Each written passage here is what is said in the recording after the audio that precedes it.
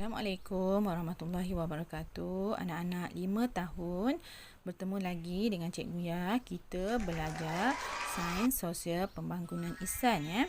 Okey, kita akan sambung lagi subjek kita mengenai tumbuh-tumbuhan. Okey, adik-adik terus buka muka surat 6 berkenaan dengan tumbuh-tumbuhan yang memerlukan memerlukan 4 perkara sebenarnya. 4 perkara ya. Apa yang diorang perlukan adalah seperti air, okey, kemudian matahari, lagi cahaya matahari, kemudian memerlukan udara dan juga tanah. Tanah perlu untuk pokok-pokok ni hidup ya.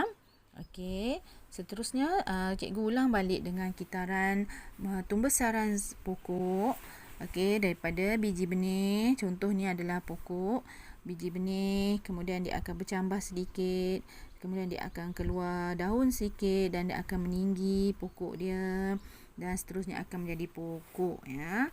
Begitu juga dengan haiwan-haiwan seperti ayam, daripada anak ayam kemudian jadi besar sedikit dan jadi mak ayam dan boleh bertelur. Okey, jadi ayam yang besar. Okey.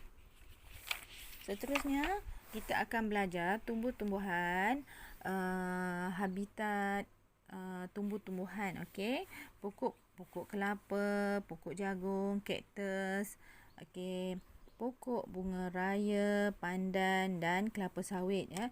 Mereka ini mempunyai perbezaan dari segi keadaan batang dia yang keras, seperti pokok kelapa batang dia keras, jagung batang dia lembut, kaktus pun batang dia lembut. Okey, pokok bunga raya batang dia bolehlah lembutlah juga, pandan lembut, dia daun dia tak ada pokok berbatang, kelapa sawit pokok berbatang. Dan seterusnya kita akan belajar tumbuh-tumbuhan tumbuh-tumbuhan seperti teratai. Yang tumbuh-tumbuhan yang berada di dalam air. Okey, apakah pokok-pokok tumbuhan yang berada di dalam air? Pokok teratai, kiambang, keladi, bunting, juga rumpai air. Okey, yang lain-lainnya adalah pokok tumbuhan yang lain yang berada di hidupannya, dia berada di atas pokok ya. Dia menumpang kehidupannya di atas pokok yang lain. Apa dia pokok-pokok dia? Adalah pokok cendawan, paku pandan, paku pakis. Okey. Kita akan sambung buat kerja muka surat 15. 15 adik-adik akan tengok permulaan tumbuh-tumbuhan di manakah seharusnya biji benih tumbuh dan adik-adik warnakan jawapan yang betul. Okey, adik-adik tengok dalam beg ni, bolehkah pokok kacang ni tumbuh, pokok biji benih ni tumbuh? Semestinya tidak boleh. Okey. Yang sini dia biji benih di dalam pasu tapi tak ada tanah. Boleh tak? Sinilah tak boleh kan. Okey, seterusnya yang ini adalah di atas kapas. Okey, pokok ni pokok pula dah. Biji benih ni atas kapas. Tapi kalau atas kapas memang biji benih boleh hidup. Tapi mestilah kena ada air, lembab kapas tu baru boleh biji benih ni hidup. Dan di kawasan yang ada kena cahaya matahari. Okey, seterusnya dalam seluar boleh ke hidup? Semestinya lah tak boleh kan. Dia tak kena cahaya matahari, dia kering di dalam seluar. Dan seterusnya kita akan tengok dekat bawah ni. Okey, biji benih di atas tanah yang subur, lapang, kena cahaya matahari, boleh hidup kan? Okey, semestinya jawapannya ya. Jadi kat sini ada dua jawapan ya ya. Yang di sini dan yang di atas kapas jawapan dia ya. Okey, kemudian adik-adik boleh warnakanlah gambar dan juga warna jawapan dia. Okay, seterusnya adik-adik terus lompat ke muka surat 17. Muka surat 17 adik-adik tengok apakah keperluan sebatang pokok tumbuhan yang perlukan, apa yang dia perlukan untuk tumbuhan tu membesar. Okey, apakah perlu? Matahari, air, perlukan. Okey, yang ini gambar matahari. Jadi jawapannya matahari. Kat sini dia perlukan air. Warnakan jawapan air. Yang ni karbon dioksida, udara.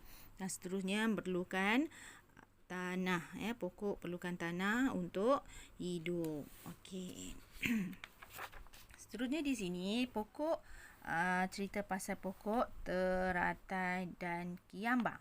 Okey, pokok teratai dan kiambang. Adik-adik boleh kira bilangan pokok teratai dan pokok kiambang.